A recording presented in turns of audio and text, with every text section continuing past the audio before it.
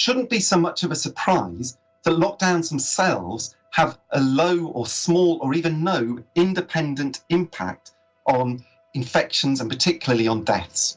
So here's 2 states, classic ones in America. We've got Florida, we've got California. Florida back in September last year decided to have no state restrictions. If you looked at this graph and you didn't know which was which, would you be able to tell which was the state that had nightclubs open with no restrictions, that had no mask mandates, that had schools open? Actually, over that period, compared to California, another sort of sunny state, both states saw a big increase in cases, and hospitalizations and deaths. But the trends were not particularly different. If anything, Florida had a lower increase over the winter. And in fact, when California started reopening from about May 2021, the death rates fell below those of Florida.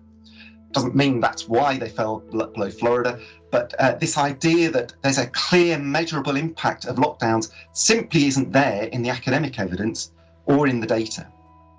Some evidence on more specific restrictions. There's lots of attention on schools, lots of attention on masks, but the academic evidence is pretty similar. It's at best weak, it's mixed. You can find studies in both directions, but the overall weight of evidence is that these measures and others tend to have a small specific effect.